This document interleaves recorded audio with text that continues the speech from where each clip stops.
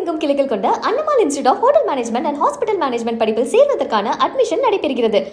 Operation Sindoor தொடர்பாக உலக நாடுகளுக்கு எடுத்துரைக்க மத்திய அரசு அமைத்திருக்கும் குழுக்களால் புதிய சர்ச்சை கிளம்பியிருக்கிறது. தாங்கள் பரிந்துரைத்த 4 பேரை புறக்கணித்துவிட்டு சசி தரூரை தேர்வு செய்திருப்பதாக காங்கிரஸ் குற்றச்சாட்டை முன்வைத்திருக்கிறது. இதுகுறித்த விவரங்களை வழங்குவதற்காக டெல்லியின் தலைமைச் செய்தியாளர் கணபதி இணைந்திருக்கிறார்.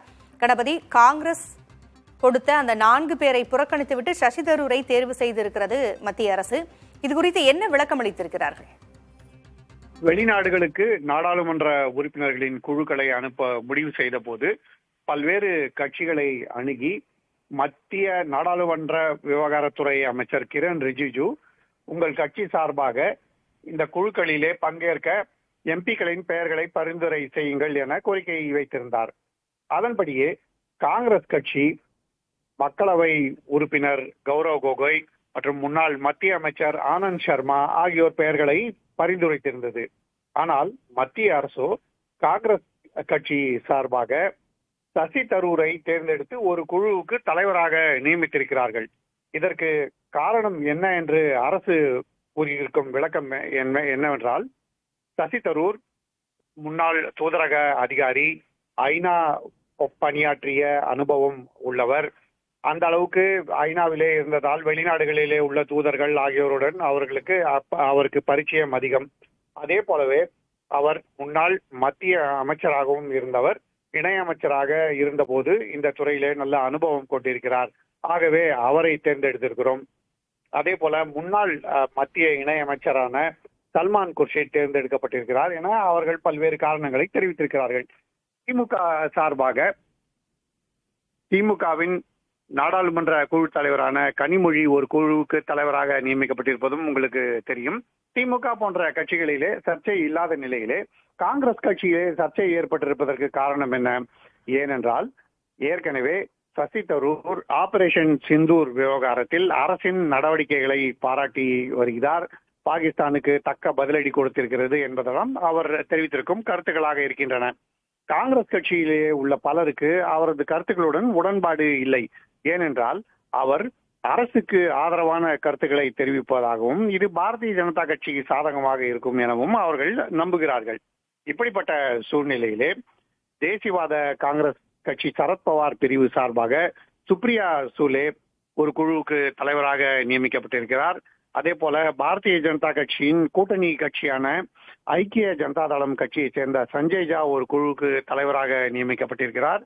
இப்படி காங்கிரஸ் மற்றும் எதிர்கட்சிகளை சேர்ந்தவர்களுக்கும் வாய்ப்பு அளிக்கப்பட்டிருக்கிறது. பாஜக மற்றும் அதன் கூட்டணி கட்சிகளுக்கும் வாய்ப்பு அளிக்கப்பட்டிருக்கிறது. ஆனால் சசி தரூர் தேர்வு வேண்டுமென்றே பாரதிய ஜனதா கட்சி மற்றும் மத்திய அரசு நடத்தியிருக்கும் ஒரு சூழ்ச்சி என காங்கிரஸ் கட்சி கருதுகிறது. கணபதி, இணைப்பில் தொடர்ந்து பேசலாம். நமது தொலைபேசி இணைப்பில் மூத்த பத்திரிகையாளர் திரு ராஜகோபாலன் இணைந்திருக்கிறார். பேசலாம். வணக்கம் சார். உலக நாடுகளுக்கு ஆபரேஷன் சிந்தூர் குறித்தும் பாகிஸ்தானினுடைய பயங்கரவாதம் குறித்தும் உலக நாடுகளுக்கு எடுத்துரைப்பதற்காக குழுக்கள் அமைக்கப்பட்டிருக்கின்றன. அதில் காங்கிரஸ் பரிந்துரைத்த 4 பேரை விடுத்துவிட்டு மத்திய அரசு சசி தரூரை தேர்ந்தெடுத்திருக்கிறது. ஏற்கனவே சசி தரூர் மத்திய அரசிற்கு ஆதரவாக தன்னுடைய கருத்தை தெரிவித்து வந்த சூழலில் இது கட்சிக்குள்ளுமே ஒரு குழப்பத்தை ஏற்படுத்துமோ என்கின்ற ஒரு சந்தேகத்தை எழுப்பியிருக்கிறது. உங்களுடைய கருத்து என்ன? கடந்த 4-5 நாட்களாகவே சசி தரூர் அரசாங்கத்திற்கு ஆதரவாக பேசி வருகிறார். நம்ம ஊர் தலைவர் ப. சிதம்பரம் கூட பாஜகவிற்கு நல்ல ஸ்ட்ரென்த் இருக்குது நார்த் இந்தியாவில்னு சொல்லியிருக்காரு. பாஜக ஆதரவாக பேசியிருக்கிறார்.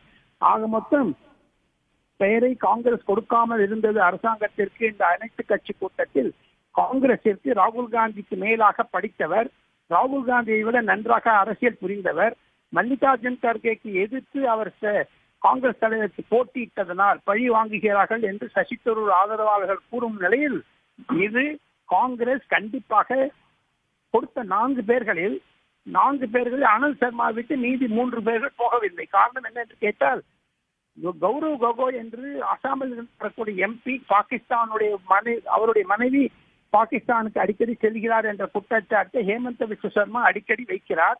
அது ஒரு பழி. அதனால்தான் கௌரவ் கோகோயுடைய பெயர் அடிபட்டு விட்டது. அதையும் தவிர பக்ரீம் என்று சொல்லக்கூடிய கர்நாடகா எம்பி அவர் தேர்தல் முடிந்தவுடன் பாகிஸ்தான் ஜிந்தாபாத் என்று சொன்னார்களாம். அதற்காக அரசாங்கம் ஆட்சேபனை தெரிவித்து அவரை விட்டு விட்டார்கள். சல்மான் குர்ஷித் நான் போக மாட்டேன் என்று ஒதுங்கி விட்டார். ஆக மொத்தம் காங்கிரஸ் வேண்டுமென்றே கொடுத்தார்கள். இந்த பழி வாங்குவதற்கு அரசாங்கத்தின் மீது போட்டார்கள். அரசாங்கத்திற்குத்தான் இருக்கிறது. சசி தரூர் ஆங்கிலம் நன்றாக படித்தவர், அயல்நாடில் பணிபுரிந்தவர், ஐநா சபையில் பணிபுரிந்தவர், அவருக்கு பல நண்பர்கள் இன்னும் இருக்கிறார்கள் என்று சசி தரூர் இந்தியாவிற்கு ஆதரவாக பேசுகிறார். ஆனால் ராகுல் காந்தியோ அடிக்கடி அயல்நாடு சென்று இந்தியாவிற்கு எதிராக பேசி வருகிறார்.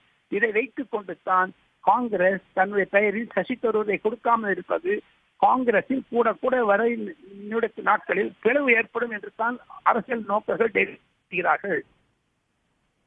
ஏற்கனவே இந்தியா கூட்டணிக்குள் பயங்கர சலசலப்பு இருக்கிறது என்கின்ற ஒரு சூழல் இருக்கின்ற நிலையில் தற்பொழுது காங்கிரஸ்குள்ளே இப்படி ஒரு நிலை எழுந்திருக்கிறது. ஏனென்றால் மிகவும் மூத்த மக்களால் அறியப்பட்ட மக்களினுடைய ஆதரவு பெற்ற ஒரு காங்கிரசினுடைய நிர்வாகி தான் சசி தரூர். அவருக்கும் கட்சிக்கும் இடையே ஒரு பிணக்கு ஏற்படுகிறது என்றால் காங்கிரசிற்கு அது மேலும் பின்னடைவைத்தானே ஏற்படுத்தும். அது பின்னடைவு ஏற்படுத்தும். வரக்கூடிய 2026 கேரள அசெம்பிளி தொகுதியில் காங்கிரஸ் கே.சி. வேணுகோபாலை முன்னிறுத்துகிறார்கள் முதலமைச்சராக. சசி தரூர் நினைத்தார் தன்னை முன்னிறுத்துவார் என்று. ஆனால் அங்க இருக்கக்கூடிய பல காங்கிரஸ்காரர்கள் சசி தரூருக்கு வெறும் எதிர்த்து இருக்கிறார்கள், கே.சி. வேணுகோபாலுக்கு எதிர்த்து இருக்கிறார்கள். அது ஆக மொத்தம் அது கேரள அரசியல் இருக்கிறது. பார்க்க போனால் கண்டிப்பாக இது காங்கிரஸில் ஒரு பிளவு எடுக்கப்படும். வட இந்தியாவில் 16 மாநிலங்களில் காங்கிரஸ் என்ற கட்சிக்கு அமைப்பே கிடையாது. ஆக மொத்தம் கேரளாவிலும் அது மாதிரியான நிலை என்றால் கண்டிப்பாக 2029 பொது தேர்தலில், லோக்சபா தேர்தலில் காங்கிரஸ் உயிரோடு இருக்குமா என்று கூட சந்தேகமாக இருக்கிறது. சீனியர் தலைவர்களை அப்படி எடுப்பது தவறானதாக கருதுகிறேன். மக்களவை எதிர்க்கட்சி தலைவர் ராகுல் காந்தி மற்றும் ஒரு குற்றச்சாட்டையும் முன்வைத்திருக்கிறார். அதாவது பாகிஸ்தான் மீது இந்தியா பாகிஸ்தானுடைய தீவிரவாத நிலைகளை தாக்குவதற்கு முன்பே தகவலை தெரிவித்து விட்டது, இது தவறான விஷயம் என்று ராகுல் காந்தி குற்றஞ்சாட்டி இருக்கிறார். ஆனால் இதனை வெளியுறவுத்துறை அமைச்சர் மறுத்திருக்கிறார். என்ன நடந்தது? எது உண்மையாக இருந்திருக்கும்? உண்மையாக இருந்தது எது என்றால் கண்டிப்பாக அயல்நாடு ஜெனீவா கன்வென்ஷன் பிரகாரம் பார்த்தீர்களானால் ஒரு நாடு இன்னொரு நாடு போர் தாக்குதல், இது போர் இல்லைன்னு தானே சொல்றாங்க. இது வந்து ஸ்ட்ரைக், சர்ஜிக்கல் ஸ்ட்ரைக். ஆக மொத்தம் director general of military operation India பாகிஸ்தானை அழைத்து இன்னும் அரை மணி நேரத்தில் நாங்கள் தங்களை பார்க்க போகிறோம். எங்க அவங்க உள்ள வந்து கொல்ல பண்ணலாம், இந்தியா நம்ம போய் உள்ள போந்து கூட. அதுக்காக பிரைம் மினிஸ்டர் சொன்னாரு கர்மே குஸ்கே மாறுங்கான்னு சொல்லிட்டு, வீட்டு உள்ள புகுந்து அடிப்பேன்னு. அதைதான் செய்திருக்கிறார்கள். ராகுல் காந்தி சொல்றார், நம்ம அயலுறவுத்துறை அமைச்சர் டாக்டர் ஜெய்சங்கர் செய்தது தவறு, கிரிமினல் ஆக்ட் என்கிறார். கிரிமினல் ஆக்ட் எப்படி வரும் இதுல? ஆக மொத்தம் ராகுல் காந்திக்கு பொது அறிவு மேலும் வேண்டும் என்பதைத்தான் அயலுறவுத்துறை அமைச்சகம் தெரிவித்திருக்கிறது. இதில் ராகுல் காந்தியினுடைய தவறான பேச்சு அது மாதிரி இருந்தது இல்லை என்று தான் அரசாங்கம் விளக்கி இருக்கிறது. எனினும் ராகுல் காந்தி வரக்கூடிய நாட்களில் ஒரு கேளிக்கை மன்னராகிவிட்டாரோ என்ற அச்சம் கூட பாரதிய ஜனதா கட்சியினுள் வந்துவிட்டது. நன்றி சார். இணைப்பிற்கு வந்து உங்களுடைய கருத்துக்களை பகிர்ந்தமைக்கு நன்றி. ஆபரேஷன் சிந்தூர் தொடர்பாகவும் பாகிஸ்தானுடைய பயங்கரவாதம் தொடர்பாகவும் உலக நாடுகளுக்கு எடுத்துரைக்க மத்திய அரசு அமைத்திருக்கும் குழுக்களால் புதிய சர்ச்சை ஏற்பட்டிருக்கிறது. காங்கிரஸ் அவர்கள் பரிந்துரைத்த 4 பேரில் ஒருவரை அல்லாமல் சசி தரூரை ஒரு குழுவினுடைய தலைவராக மத்திய அரசு நியமித்ததால் இந்த சர்ச்சை ஏற்பட்டிருக்கிறது.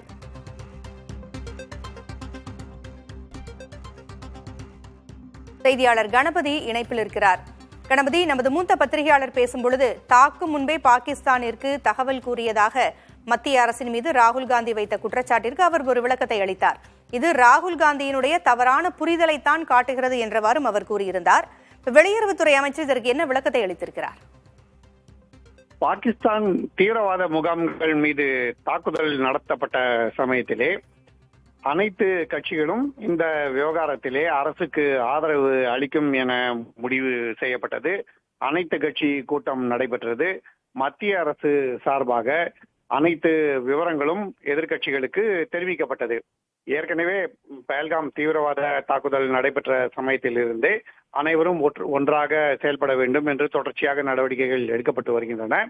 இத்தகைய சூழலிலே தற்போது காங்கிரஸ் கட்சி சிறப்பு நாடாளுமன்ற கூட்டத்தொடர் நடத்த வேண்டும் என கோரிக்கை வலியுறுத்தி வருகிறது.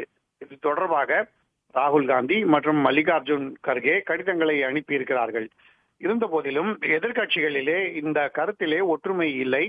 தேசியவாத காங்கிரஸ் கட்சியின் தலைவரான சரத்பவார் அப்படி தேவையில்லை என சொல்லியதாக மகாராஷ்டிராவிலிருந்து செய்திகள் வெளியாகி இருக்கின்றன. ஏனென்றால் நாடாளுமன்றத்திலே இந்த விஷயங்களை எல்லாம் விவாதிக்க தேவையில்லை. தேசிய பாதுகாப்பு தொடர்பான விவகாரங்களை அனைத்து கட்சி கூட்டம் போன்றவற்றிலே விவாதித்துக் கொண்டாலே போதும் என கருதப்படுகிறது.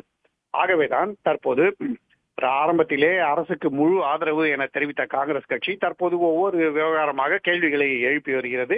மத்திய அரசும் அதற்கான பதில்களை அளித்து வருகிறது. முக்கியமாக போர் நிறுத்தம் ஏன் அறிவிக்கப்பட்டது? இந்தியா வலுவான நிலையில் இருந்தது, பாகிஸ்தான் மிகவும் பலவீனமாக இருந்தது என்றால் அந்த சமயத்திலே போர் நிறுத்தத்துக்கு ஒப்புக்கொள்ள வேண்டிய அவசியம் என்ன?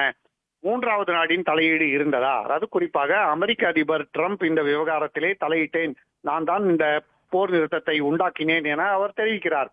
போர் நிறுத்தத்துக்கு அவர் காரணமா? மூன்றாவது நாடின் மத்தியஸ்தத்தை இந்தியா ஏற்றுக்கொள்கிறதா என்றெல்லாம் கேள்விகள் எழுப்பப்படுகின்றன. ஆகவே முக்கிய எதிர்க்கட்சியான காங்கிரஸ் இந்த விவகாரத்திலே பல்வேறு கேள்விகளை எழுப்பி வருகிறது. அரசுக்கும் எதிர்க்கட்சிகளுக்கும் இடையே வித்தியாசங்கள் உருவாகி இருக்கின்றன. ஆரம்பத்தில் இருந்த ஒற்றுமை படிப்படியாக தேய்ந்து கொண்டிருக்கிறது. பூங்கொழி, இந்த விவகாரத்தில் காங்கிரஸ் கட்சி பல்வேறு கேள்விகளை எழுப்பி வரக்கூடிய சூழலில் பல்வேறு கட்சிகளையும், அதாவது அனைத்து கட்சிகளையும் கூட்டி இதற்கான விளக்கம் அளிக்கப்பட வாய்ப்பு இருக்கிறதா? நிச்சயமாக மீண்டும் ஒரு அனைத்து கட்சி கூட்டம் நடைபெறுமா என்ற கேள்வி தொடர்ந்து இருந்து வருகிறது. நாடாளுமன்ற கூட்டத்தொடரை சிறப்பாக இதற்காக ஒரு சிறப்பு கூட்டத்தொடர் நடத்த வேண்டுமா என்றால் அது இப்போது தேவைப்படாது என அரசு தரப்பிலே தெரிவிக்கப்பட்டிருக்கிறது. இத்தகைய சூழ்நிலையில்தான் நீங்கள் சொன்னது போல பல்வேறு நாடுகளுக்கு நாடாளுமன்ற உறுப்பினர்களின் குழுக்கள் செல்ல இருக்கின்றன. ஆகவே தற்போதைய சூழலிலே நாடாளுமன்ற சிறப்பு கூட்டத்தொடர் நடத்துவதற்கான வாய்ப்பு இல்லை. மே 23 தொடங்கி பல்வேறு நாடுகளுக்கு குழுக்கள் செல்கின்றன.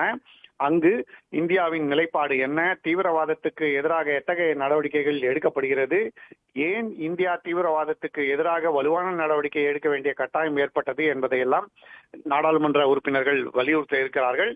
அவர்களுக்கு மத்திய அரசு சிறப்பு கூட்டம் ஒன்றை நடத்தி அதிலே தீவிரவாத முகாம்களுக்கு எதிரான தாக்குதல், அதன் விளைவுகள் தொடர்பான அனைத்து விவரங்களையும் தெரிவிக்க இருக்கிறது.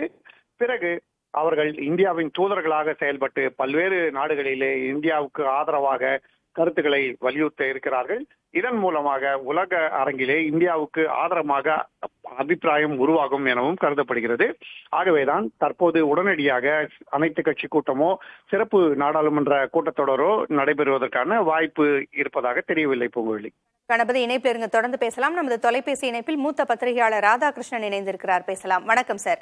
மத்திய அரசு அமைத்திருக்கிறது குழுக்களை, அதாவது மற்ற உலக நாடுகளுக்கெல்லாம் சென்று ஆபரேஷன் சிந்தூரினுடைய முழு விளக்கத்தை அளிப்பதற்காக குழுக்களை நியமித்திருக்கிறது. இதில் காங்கிரஸ் பரிந்துரைத்த அந்த 4 பேரிலிருந்து அவர்களை புறக்கணித்துவிட்டு சசி தரூரை நியமித்திருப்பது ஒரு மிகப்பெரிய சர்ச்சையை ஏற்படுத்தி இருக்கிறது.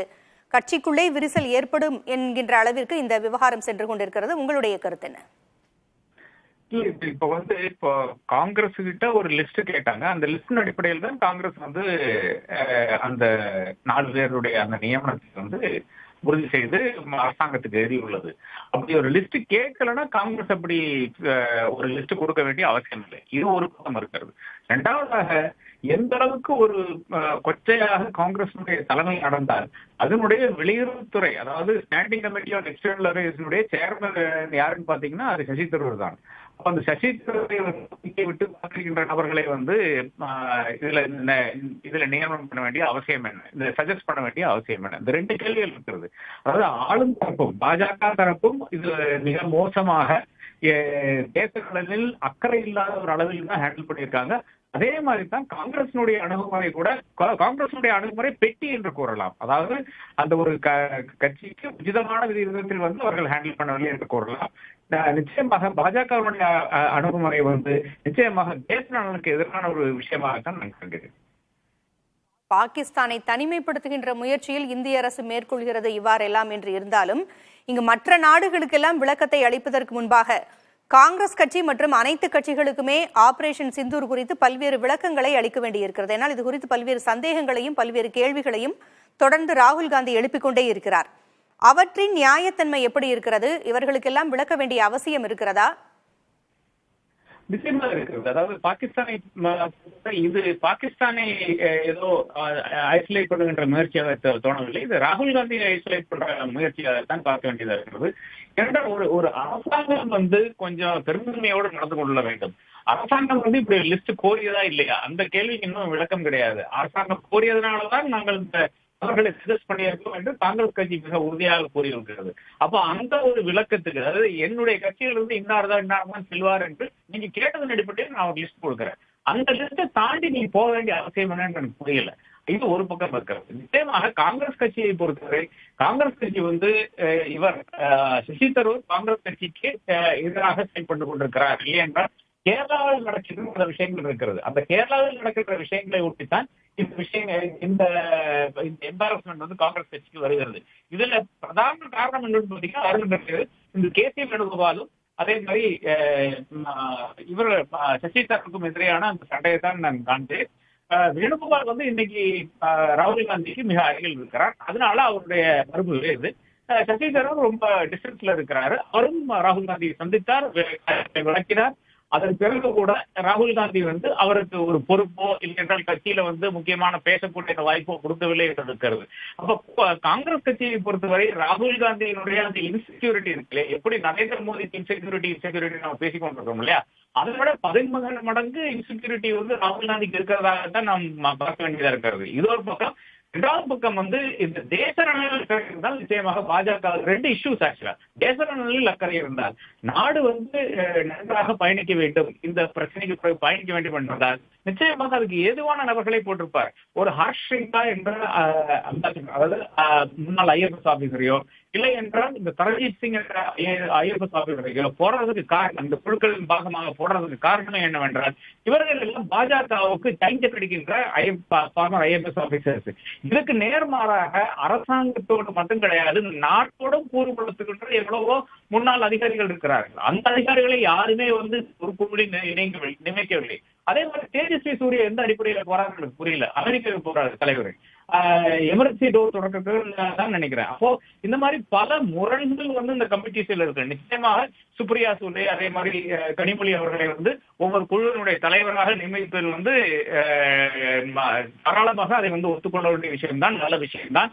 இவர்கள் தன்னுடைய வேலைகளை வந்து சிறப்பாக செய்வார்கள். 2 பெண்மணிகள் 2006 2 பேரும் வந்து பாராளுமன்றத்தில் செல்கிறார்கள். அதற்கு உச்சிதமான ஒரு இடத்தை வந்து நீங்க வந்து கொடுத்திருக்கிறார். அந்த கட்சிக்கு அந்த பிரச்சனை கிடையாது. ஆனால் இந்த கட்சிக்கு காங்கிரஸ் ஒரு பிரச்சனை இருக்கும்போது அந்த பிரச்சனையை விளக்காமல், அந்த பிரச்சனையை வந்து கண்டுகொள்ளாமல் வந்து ஏதோ அந்த கட்சியை உடைக்கும் விதமாக, இல்லை என்றால் ராகுல் காந்தியுடைய இந்த இன்செக்யூரிட்டியை வெளிக்கொள்ளும் விதமாக செயல்படுவது வந்து கொச்சைத்தனமான ஒரு செயலாகத்தான் பாஜக அரசாங்கம் செயல்பட்டிருக்கின்றது. நிச்சயமாக மத்திய அரசு நியமித்திருக்கின்ற இந்த குழுக்களிலேயே பல்வேறு சிக்கல்கள் இருக்கின்றன, பல்வேறு பிரச்சனைகளும் இருக்கின்றன. அவற்றை முதலில் களைய வேண்டும். இணைப்பிற்கு வந்து கருத்துக்களை பகிர்ந்தமைக்கு நன்றி திரு ராதாகிருஷ்ணன். தகவல்களை வழங்கியமைக்கு நன்றி கணபதி. தமிழகம் எங்கும் கிளைகள் கொண்ட Annamal institute of hotel management and hospital management படிப்பில் சேர்வதற்கான அட்மிஷன் நடைபெறுகிறது.